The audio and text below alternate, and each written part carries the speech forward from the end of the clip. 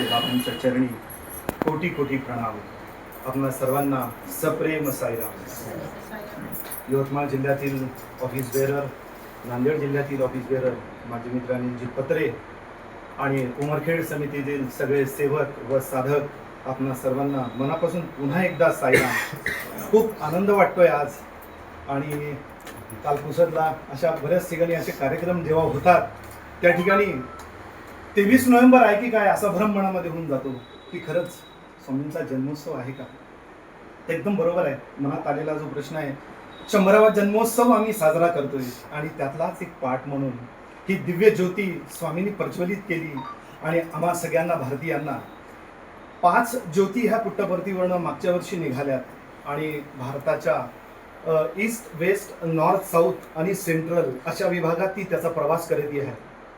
यातलीच पश्चिम म्हणजे वेस्ट विभाग जो आहे त्यातली ही ज्योत पुट्टपर्तीवरनं डायरेक्ट जम्मू या ठिकाणी गेली आणि जम्मूपासनं प्रवास करत करत राजस्थान आहे, गुजरात आहे, मध्य प्रदेश आहे, त्याच्यानंतर महाराष्ट्र वेस्ट आहे आणि शेवटी महाराष्ट्र ईस्टमध्ये. शेवटी हा का शब्द वापरला तर आपला महाराष्ट्र ईस्ट संपल्यानंतर ही ज्योत पुट्टपर्ती वापस जाणार आहे समारोपीय कार्यक्रमासाठी. स्वामींचे आणि महाराष्ट्र राज्याच्या टीमचे खूप खूप या ठिकाणी मी धन्यवाद देतो की खूप साऱ्या जिल्ह्यामध्ये फक्त 2च दिवस मिळाले आणि आपल्या यवतमाळ जिल्ह्याला 6 दिवसाचा हा प्रवास पूर्ण करायला मिळाला. आणि या ठिकाणी काय उद्देश असेल स्वामींचा की जो का सगळीकडे फिरत आहे किंवा जागृती करून देत आहे, ते जर गर्भितार्थ शोधला तर आम्ही सगळेजण हे बहिर्मुख जगत असतो. एकदा का डोळे उघडले की सांसारिक जबाबदाऱ्या, अर्थार्जन आणि कौटुंबिक सगळ्या सेवा करणं यामुळे आमचा दिवस निघून जातो. पण थोडेच लोक असतात जे सगळे साधना करतात आणि थोडेच लोक असतात ज्यांना स्वामी जवळ करतात. मग ते साधना आणि सेवेच्या माध्यमातून आपल्या जवळ ते त्यांना जवळ करतात आणि माध्यम म्हणून वापरतात. त्यापैकीच आपण सर्वजण एक आहात. मग या बहिर्मुख प्रवासासाठी स्वामींनी आम्हाला पाठवलं नाही तर स्वामींनी आम्हाला पाठवलं अंतर्मुख प्रवासासाठी. आणि अंतर्मुख प्रवास हा डोळे बंद केल्यानंतर सुरू होतो आणि त्याची सुरुवात स्वामी म्हणतात ज्योतिर्ध्यानातनं करा.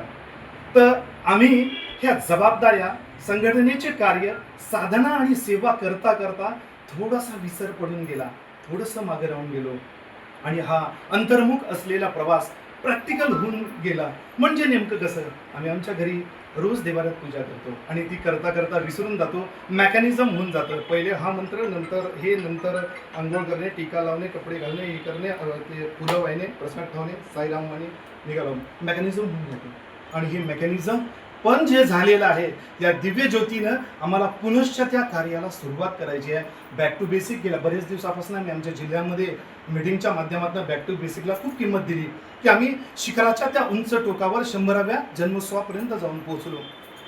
काय माझ्या स्वतःची आध्यात्मिक प्रगती तेवढी झाली का? माझ्या समितीच्या या प्रगतीसाठी मी तेवढे प्रयत्न करतोय का? आणि मला कुठे जायचं आहे आणि काय करायचं आहे याची पुन्हा आठवण करून देण्यासाठी स्वामींनी ही ज्योत आमच्याकडे पाठवलेली आहे. हिचा प्रवास आपल्या जिल्ह्यामध्ये 25 तारखेला पांढरकोडा, त्याच्यानंतर वाघापूर समिती, नंतर उमरसरा समिती, आर्णी, पुसद, उमरखेड आणि समोर नांदेड जिल्ह्यामध्ये आज आपण देतोय. समारोपीय कार्यक्रमामध्ये जड अंतःकरणाने आम्ही स्वामींना पाठवतोय. पण आपलेच काही बंधू आहेत, ही ऊर्जा आम्ही मिळवली, इथून आम्ही साधनेला, इथून आम्ही सेवेला, इथून आम्ही भगवंताच्या या प्रसार कार्याला आम्ही सुरुवात करतोय. पुनश्च एकदा बांधणी करतोय विचाराची, मनाची, शरीराची आणि मी पुन्हा सुरू होणार. कशासाठी तर समोर येत असणारा आमचा रथयात्रा उत्सवासाठी. त्याच्यासाठी हे पायलट आणि स्मॉल असणारा असा हा प्रोग्राम आहे की आम्हाला स्वामींनी पुन्हा एकत्र केलेला आहे. गिले शिकवे विसरायची आहे. यांनी मला असं म्हटलं, त्यांनी मला तसं म्हटलं, नाही माझंच मला समजून सांगायचं आहे, मला कोणाला समजून सांगायचं नाही आहे आणि माझंच मला रिबूट व्हायचं आहे. मोबाईलमध्ये बऱ्याच वेळा असं होतं की ते फंक्शन काम करत नाही, मग मोबाईल स्विच ऑफ करतो आणि स्विच ऑन करतो. तेच स्विच ऑफ डोळे बंद करून आणि स्विच ऑन करून तीच ज्योती आठवून माझ्या कार्यात आणि माझ्या साधनेत मला न्यायची आहे.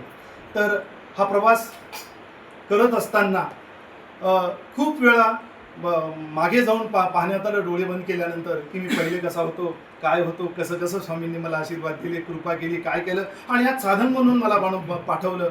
आज आमच्या प्रत्येकाची ती जबाबदारी आहे की आम्हाला मिळालेलं दर्शन, आम्हाला कळालेला भगवंत आम्ही दुसऱ्यांपर्यंत कसा पोहोचू शकतो. दिनदुखियों से प्रेम करो, मेरा साई प्रसन्न होगा.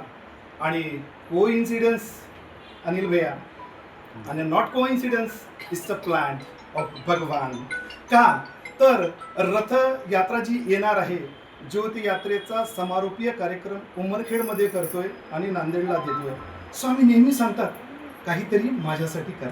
म्हणजे काय, कोणासाठी काहीतरी करा, मी गुन्हागारांनी ते सगळं वापस करतो. स्वामींनी आम्हाला सांगितल्याप्रमाणे नांदेड जिल्ह्याला आपण ज्योत देतोय आणि त्यांच्याकडनं रथ घेतोय. हाच कार्यक्रम 21 सप्टेंबर रोजी माहूरमध्ये आम्ही त्यांच्या जिल्ह्यातल्या अशा दैवी अशा रेणुका मातेच्या गावातनं तो रथ आम्ही त्यांच्याकडनं घेणार आहोत. तेव्हा आज त्यांचं आमचं रिलेशन वाढावं, थोडंसं प्रेम वाढावं, एकमेकाशी नंबर त्याला द्यावा आणि काय म्हणतात त्याला आत्मीयता प्रगत करावी. आणि मग त्यांना रथ देताना थोडं जास्त दुःख नाही होणार की ठीक आहे घेऊन जा बाबा, हरकत नाही. तर आणि अजून सांगताना आनंद वाटतो की हे तर देण्या घेण्याचा विषय झाला. याच्यानंतर काय, तर हा रथ सुद्धा पहिल्यांदा यवतमाळ जिल्ह्यामध्ये उमरखेडलाच आम्ही आणतोय. म्हणजे ज्योतीच्या समारोपीय कार्यक्रमानंतर रथयात्रेच्या द्वारे सुरुवात सुद्धा उमरखेडून करतोय. आणि स्वामींनी यापूर्वी 3 वेळा हा प्रोग्राम बदलवून घेतला. एकदा महागावला, एकदा आर्णीला, नंतर उमरखेडला शेवटी. आणि कालच परवा प्रस्ताव आला मला की तुमचा रिशेड्यूल प्रोग्राम करा आणि ते उमरखेडला न करता तुम्ही असं असं आम्हाला डेट चेंज करून द्या. अर्थात राज्याचे खूप मोठे ते समन्वयक होते. मी त्यांची माफी मागितली आणि त्यांना सांगितलं एकदा नाही, दोनदा नाही, तर 3दा चुकी केली, चौथ्यांदा भगवंताकडे चुकी करायची इच्छा नाही आहे. जे ठरलं ते ठरलं. उमरखेडलाच वेलकम प्रोग्राम होणार यात शंका नाही. आणि त्याच्या हिशोबाने आपण समोर पाऊल टाकतोय. आम्ही काय काय करायचं आहे प्लॅनिंग. मी म्हणतो की एखादा लग्न मोठा समारंभ घरात असतो तेव्हा आम्ही खूप सारे दिवस, एक एक क्षण आम्ही त्याच्यामध्ये टाकतो की काय बेस्ट करू शकतो. तर इथून आम्हाला 82 दिवस शिल्लक आहेत. बरोबर आहे, बरोबर 82 दिवस शिल्लक आहे जिल्ह्यामध्ये ही रथयात्रा येण्यासाठी. तोपर्यंत पूर्ण मायक्रो प्लॅनिंग आम्हाला करायची आहे आणि अधिकाधिक या रथयात्रेचं दर्शन आम्हाला जिल्ह्यातील सगळ्या लोकांना घडवायचं आहे. आतापासूनच आपल्या मुली, सुना, नातेवाईक, प्रत्येक मित्र सगळ्यांना या प्रोग्रामची आठवण करून द्या. नवे आपण जिल्ह्यातर्फे काही पोस्ट पण आता लवकरच सुरू करतोय. जिल्ह्याच्या आध्यात्मिक प्रमुखाला येता येता माझं बोलणं झालं की आज 82वा दिवस आहे, उद्या 81, आता 80च राहिले, असं रोज आपण एक टाकून म्हणजे प्रत्येकाला त्या निमित्ताने असं वाटेल की मी ठरवलं होतं 1 महिना आधी मी सुरू करेन. तर तो दिवस त्याला तो आठवण राहील की मी माझा कार्यक्रम या ठिकाणी सुरू करतोय.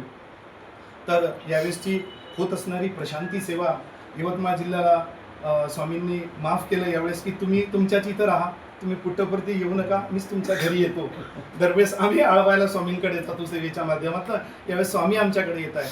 तर प्रशांती सेवा ही 21 सप्टेंबर ते 30 सप्टेंबर आहे, 23 सप्टेंबर ते 30 सप्टेंबर आहे आणि रथ यात्रा 21 ते 30 आहे. त्यामुळे पूर्ण प्रशांती सेवा आपल्याला राज्याध्यक्षांच्या सूचनेप्रमाणे कुठलाही सेवादल पुट्टपर्ती येथे न पाठवता माझीच समिती, माझी पुट्टपर्ती आणि आता उरलं काय तर फक्त माझी सेवा त्या ठिकाणी अर्पण करण्यासाठी आपल्याला पूर्ण जीव ओतून ते काम करायचं आहे.